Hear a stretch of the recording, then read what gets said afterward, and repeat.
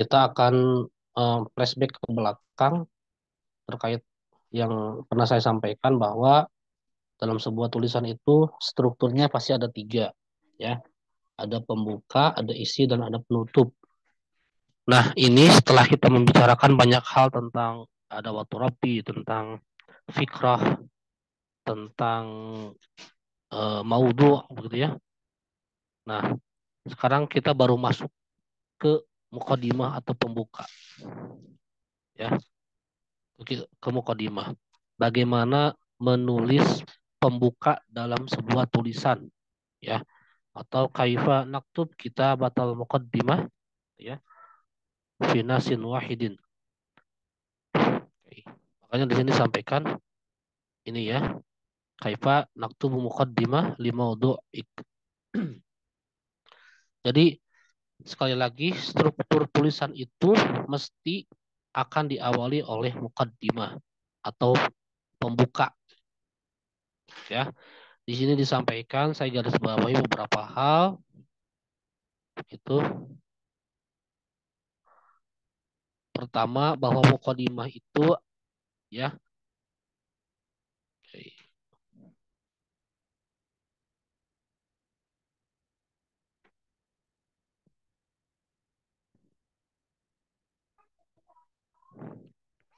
saya ulangi.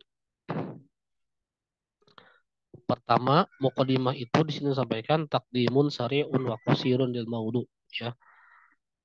Jadi dia itu adalah semacam sajian singkat gitu ya yang merujuk kepada sebuah tema atau judul. Oke. Yang perlu diperhatikan pertama adalah muqaddimah itu dia mesti biasanya sebuah hal atau sebuah teks yang pendek, ya, dan mencantumkan satu pikiran utama. Tuh.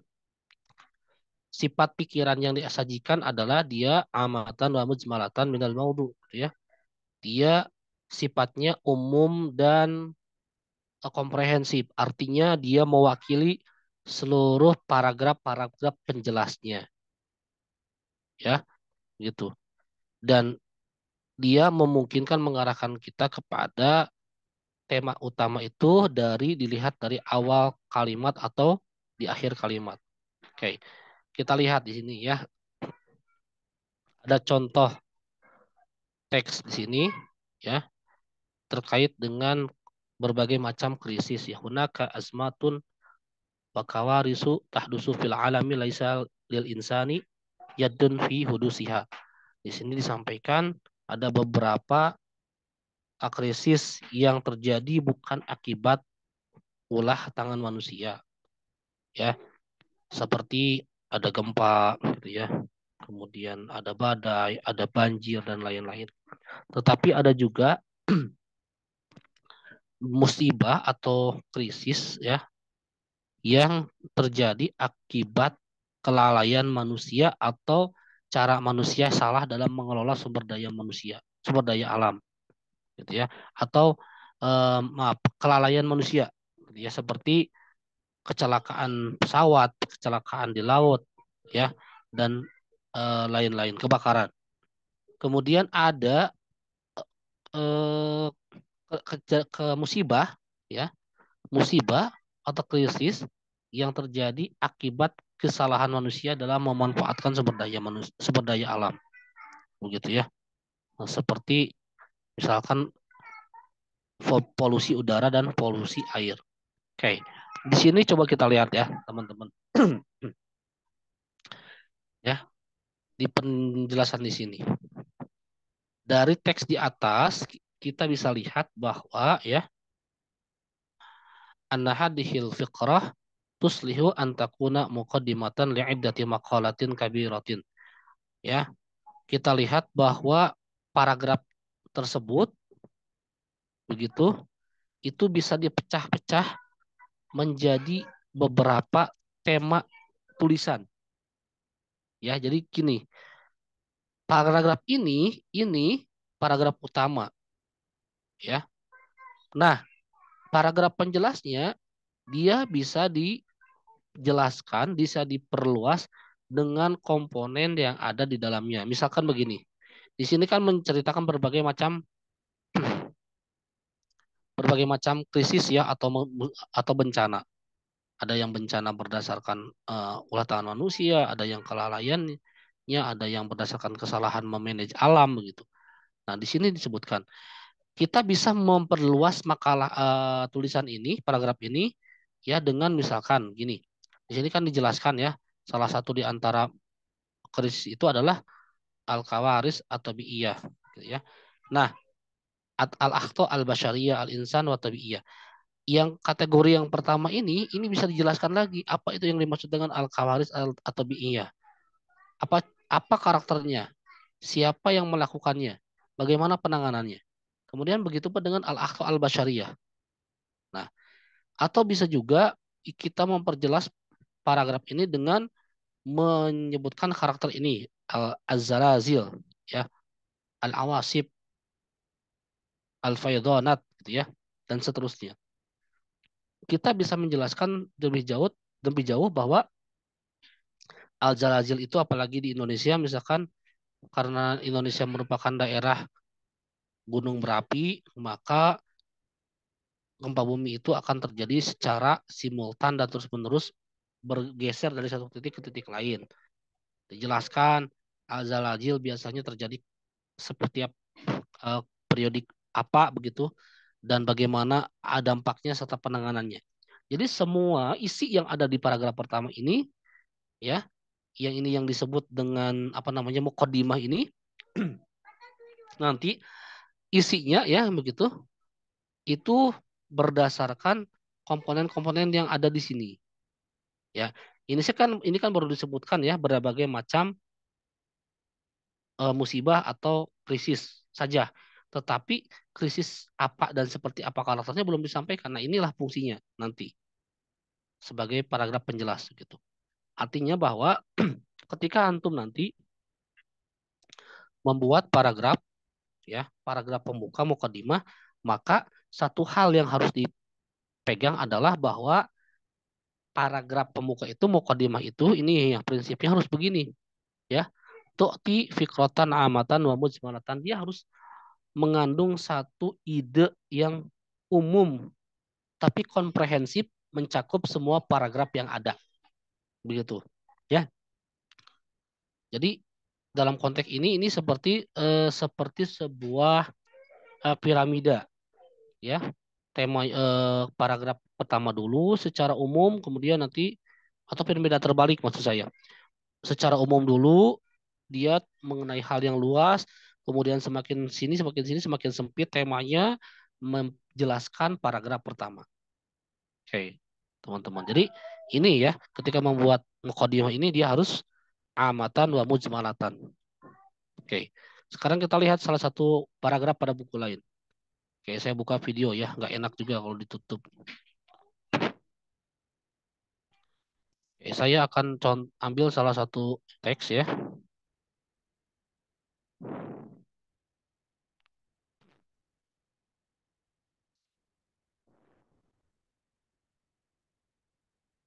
Nah, ini ada salah satu teks dari salah satu buku qiraah.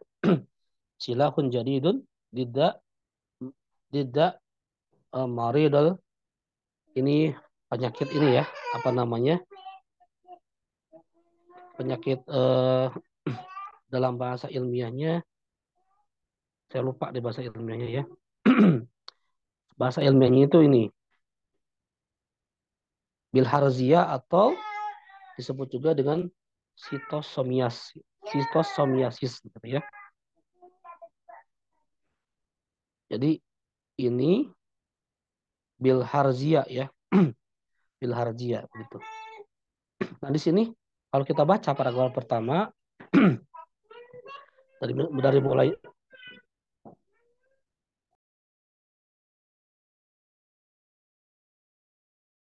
mohon maaf.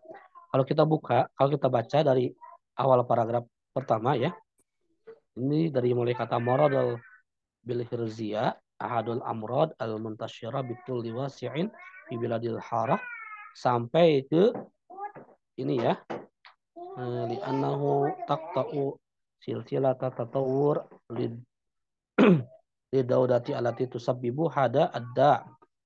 Nah, pertama kita lihat teman-teman bahwa di sini dia menceritakan tentang sebuah penyakit yang sedang menyebar, yaitu bilharzia, ya, bilharzia atau salah satu penyakit yang disebabkan oleh cacing. Oke, dia menceritakan penyakit bilharzia asalnya dari mana, kemudian eh, dia sudah menyebar ke berbagai wilayah. Nah, ini adalah mukadimah, ya. Mukadimah itu mesti di awal. Kemudian untuk memperluas mukadimah ini, tadi disebutkan di sini, ya, bahwa apa namanya, penyakit ini dia sudah yantasyiru eh, fi wahidin wasab'ina baladan fil alam. Dia sudah menyebar ke 71 negara dan menjangkit sekitar 300 juta warga. Nah, paragraf mukadimah ini kemudian ditatwir, ya, dikembangkan dengan ini jenis-jenis cacing yang menyebabkan bilharzia, ya. Karena persebarannya ini terbagi ke beberapa daerah, dia menjelaskan lagi penyebabnya. Penyebabnya adalah cacing. Nah, jenis cacingnya itu dia kemudian dikembangkan gitu, ya, menjadi sebuah paragraf penjelas, ya. Ada yang dari daerah Mediterania Timur, ada Afrika, ada yang dari Jepang dan seterusnya. Begitu. Nah, ini kemudian menjadi penjelas dari paragraf yang mukadimah ini. Ya. Kemudian paragraf kedua. Paragraf kedua ini, ya,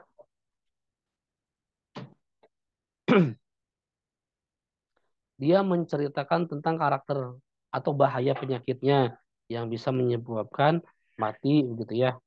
Eh, Bisa menyebabkan serangan terhadap usus, pencernaan dan lain-lain gitu. Kemudian pada paragraf terakhir disampaikan tentang perkembangan metode pengobatannya saat ini, bahwa ada pengobatan yang tanpa efek samping begitu, yang menjadikan hal yang ditunggu-tunggu oleh semua orang. Ini ditemukan di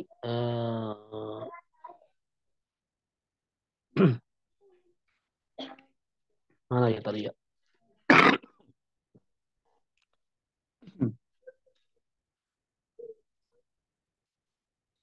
Eh,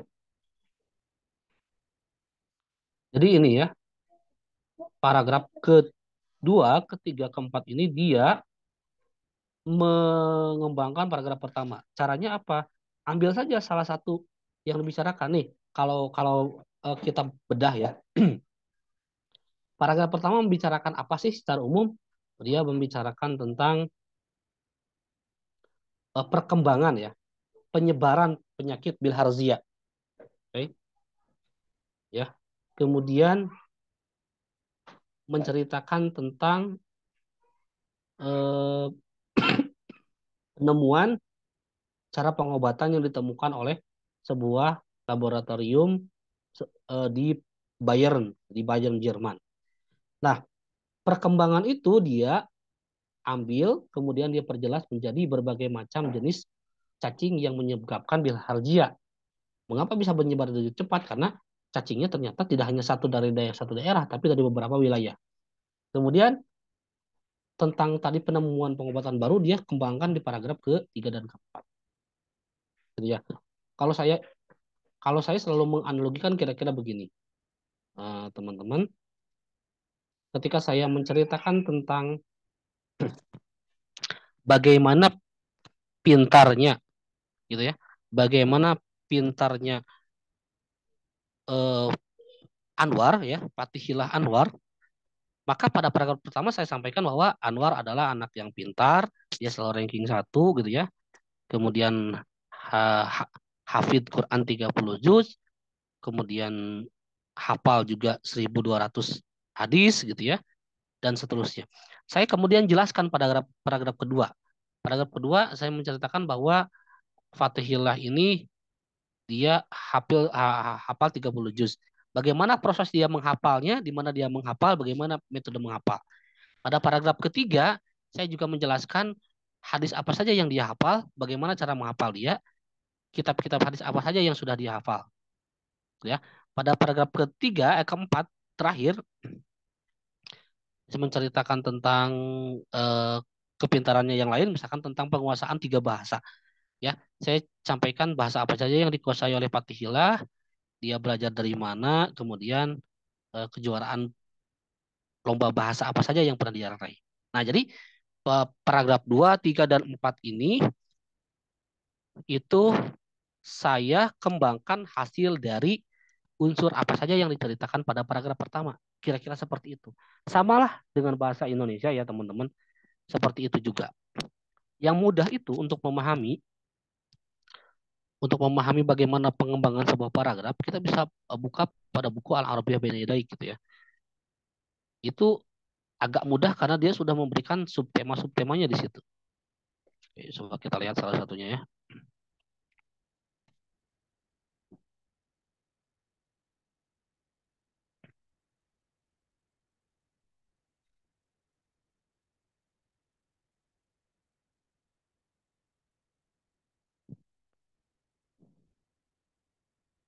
Oke. Seperti yang kemarin tentang Al-Mu'jizah Al-Khalidah gitu ya.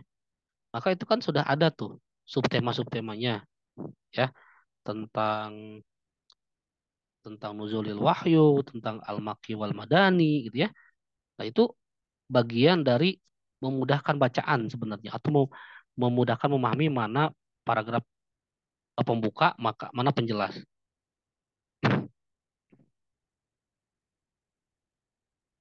Kita coba lihat ya, teman-teman, kita coba analisis salah satu. Meskipun belum tentu ini ada mukadimahnya karena beda strukturnya. Nah, ini ada hunakan nas tahtal mawdu al-atfal wal qiraah. Ya, tafadhal lahidu ila al-faqrah al-ula atau al-fiqrah al-ula. Di sini disampaikan ya, al-qiraah miftahun min mafatihil ma'rifah, min mafatihil ma'rifah. Oke, ini disampaikan ya. Anggaplah ini paragraf pertama. Kemudian ada marhalah at-tanawul bil yad, kemudian ada marhalah al-isyarah ila suwar, marhalah tasmiyah al-asya, marhalah hubbil kisos wal hubbil marhalah hubbil qasas al-qasirah as-sahlah gitu ya. Sampai ke marhalah at-taqlil minal qisas al-khiyaliyah. Oke. Nah, teman-teman, kita coba fokuskan ya pada paragraf pertama. Oke. Saya berikan waktu teman-teman untuk menelaah paragraf pertama saja ini yang al-qiraah miftahun min mafatihil ma'rifah sampai ke sini ya. Oke. Silakan saya berikan waktu sekitar 2 menit untuk memahami teks yang ini saja ya, teman-teman. Yang pada paragraf pertama.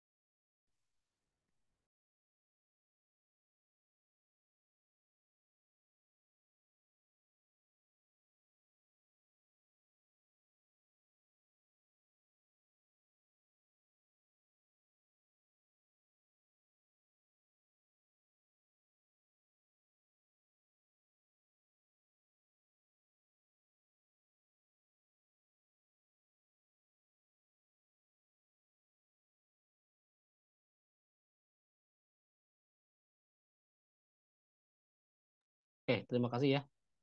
Oke, untung tadi saya belum terlalu banyak nih. Jadi teman-teman kalau kita lihat di paragraf pertama, di sini diceritakan di antara sekian yang diceritakan di paragraf pertama adalah tentang al-marahil, ya, al-marahil, marahil qiraah ladayal atfal begitu. Tahapan membaca pada anak-anak.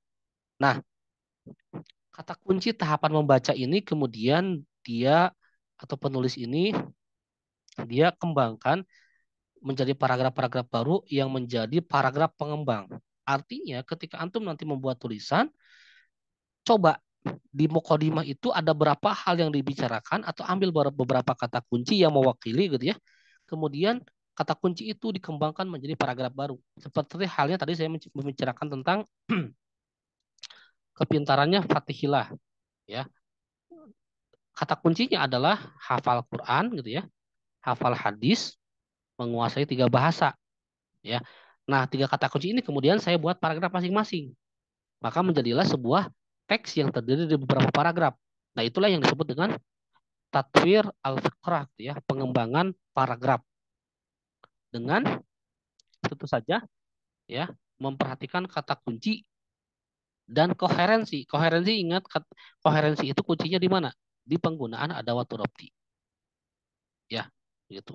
Nah, kira-kira adawat robti yang digunakan di sini apa? Ada tidak yang bisa menyampaikan adawat robtinya?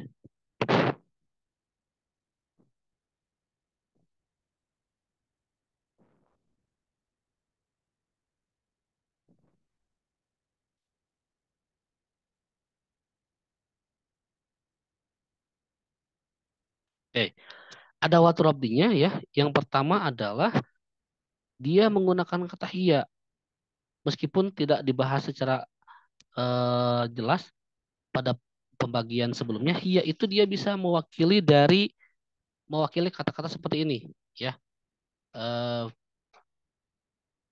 fima sayati, nah, sebagai berikut, gitu kan? Nah itu sama seperti itu. Kemudian ada yang tersirat. Yang tersiratnya adalah penggunaan al-iso, distinct, satu, dua, tiga, awalan, ya, sanian, salisan. Tetapi ini pakai angka. Nah ini supaya koheren dia menggunakan distinct tadi, ya, al-iso tadi. Yang sangat jelas adalah ini. Kemudian dia menggunakan juga kata-kata yang Fima Sayati gitu ya, Kamatali dan sebagainya yang diwakili oleh kata hiya titik dua gitu ya. Kalau ada titik dua berarti dia sudah pasti nih ke bawahnya listing al-ihsa gitu ya, teman-teman. Jadi sebenarnya itu yang perlu teman-teman ingat ketika akan mengembangkan paragraf menjadi paragraf-paragraf yang lain, cari kata kunci yang mewakili di mukadimah gitu ya. Kemudian buat paragraf baru dengan kata kunci tadi. Oke.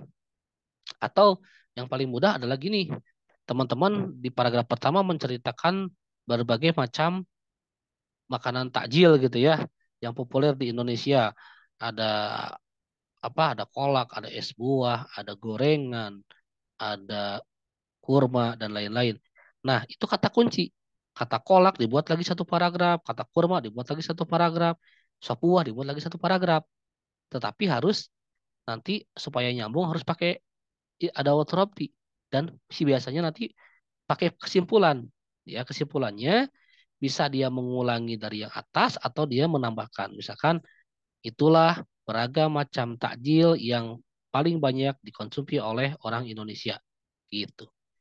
Supaya nanti terangkum dari satu menjadi satu kesatuan. Gitu, teman-teman. Oke, jadi itu ya bahan diskusi, pengantar diskusi dan pengantar tugas hari ini adalah tentang kaifa naktub muqaddimah gitu ya. Kaifa naktub al-muqaddimah, bagaimana kita menulis pembuka dalam sebuah teks. Gitu. Ingat, prinsipnya adalah dia harus mengandung tu'ti fikrotan wahidatan, maaf, tu'ti fikrotan amatan wa mujmalatan. Dia harus mengandung satu ide yang umum dan komprehensif gitu ya, merangkum berbagai macam paragraf yang ada. Oke, baik. Hal ladaikum soal? Ada soal nggak?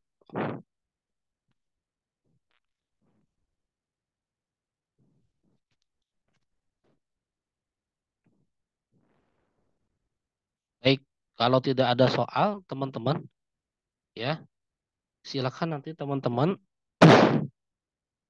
seperti biasa ya, ada ada ada yang akan menemani teman-teman menunggu buka puasa begitu ya. Silakan dikerjakan. Nah, ini nampaknya Fatihillah sudah siap mengerjakan ya, dengan senang hati menerima tugasnya. Oke. Boleh ya bekerja sama juga di sampingnya itu kan ada Iman saya lihat gitu ya. Nah, dan kayaknya lagi ngadem juga nih di masjid karena ada AC ya di situ ya. Oke. Baik, ini tugasnya ya teman-teman. Jadi sekali lagi saya tidak ada UTS, tidak ada UAS supaya apa? Supaya teman-teman tidak dua kali UAS dan UTS-nya ya. Jadi saya pure akan mengumpulkan nilai dari tugas yang dikumpulkan saja. Itu semuanya. Oke. Nah, ini tugasnya adalah pertama ini ada Iqra al-muqaddimat at-taliyah tsumma dzkur al-mawdu'at allati yumkinu an yatanawalaha kulla minha ya. Ini yang pertama adalah hanya menyebutkan judul-judul atau tema yang tepat saja ya. Yang pertama nih ya. Ini ada kata-kata itimadun nasi 'alal miyah ya ta'adda hajatahum lil baqa'i ahya'an gitu ya. Kemudian yang kedua, nah, ini tugasnya adalah al-maudu allati yatanawaluhu hadal muqaddimah huwa gitu ya. Yang kedua juga begitu, yang ketiga begitu. Nah, yang ketiga, tugas yang kedua, maaf, ini irji ilan nas al-awwal wasani lil qiraah. Berarti nanti kita kembali ke nas yang awal yang mana ya? Bentar. Nas yang awal. Mungkin nas yang awal tuh yang ini nih ya, teman-teman nanti ke sini nih.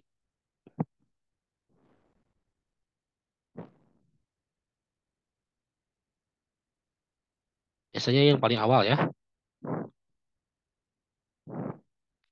Nah, ini nih yang qiraah nih ya. Iqra an-nas at-tali ya. Nih, yang ini nih di halaman 81 ini kembali ke dua teks yang di atas, yang itu sama yang ini nih ya. Kemudian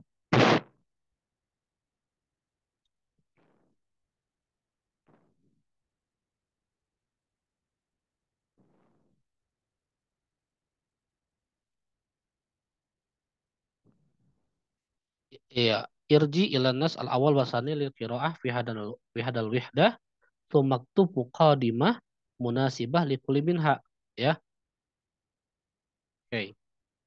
Dia meminta muqadimah ya untuk setiap teks yang dicantumkan sebelumnya ya. Jadi yang pertama dia hanya menentukan tema saja,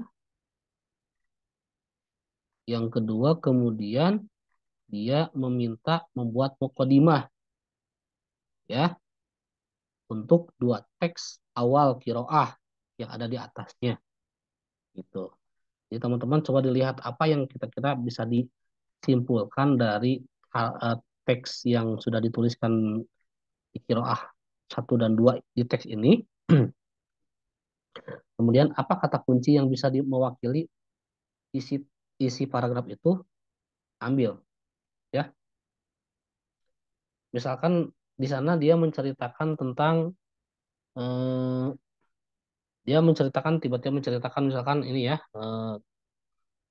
menceritakan tentang karakteristik buah buah melon, karakteristik buah pepaya dan lain-lain. Ya berarti kemungkinan besar mukadimahnya dia menceritakan tentang ragam ragam buah-buahan gitu ya. Tinggal tarik saja ke atas gitu ya. Kira-kira apa ide umum yang lebih komprehensif yang mewakili teks yang sebelumnya yang sudah ada. Oke, bisa dipahami ya teman-teman. Jadi sekali lagi, yang pertama ini hanya menentukan tema atau judul yang pas. Yang kedua, teman-teman diminta untuk membuat mukadimah atau pembuka dari teks yang sudah tersedia. Oke, baik. Ada pertanyaan dulu sampai di sini?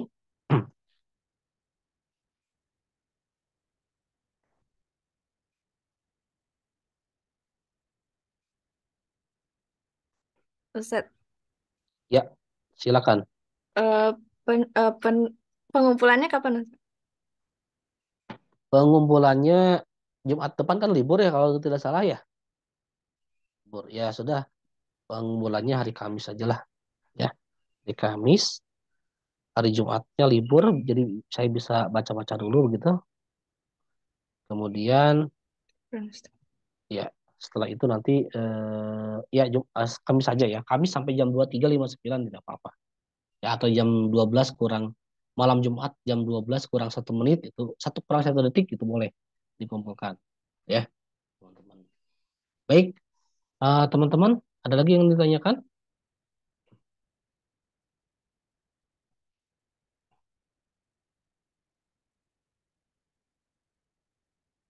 Ya, kalau tidak ada yang ditanyakan, jadi kesimpulannya adalah setiap tulisan itu mesti diawali oleh mukadimah.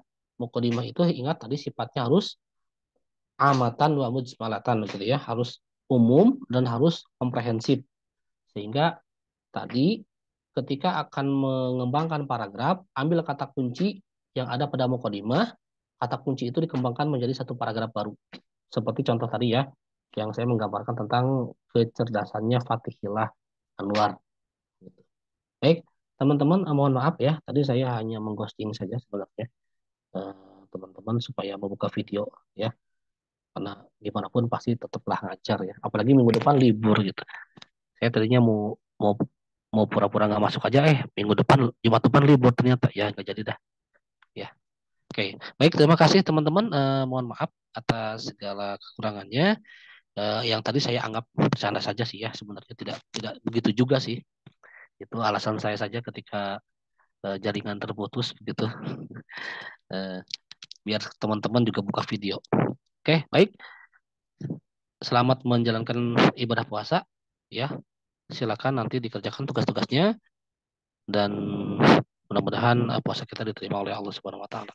Ya, sekarang kasihan ala husni istima'ikum. Assalamualaikum warahmatullahi wabarakatuh. Waalaikumsalam Waalaikumsalam warahmatullahi warahmatullahi wabarakatuh. wabarakatuh. Syukran Ustaz. Afwan juga. Syukran Ustaz.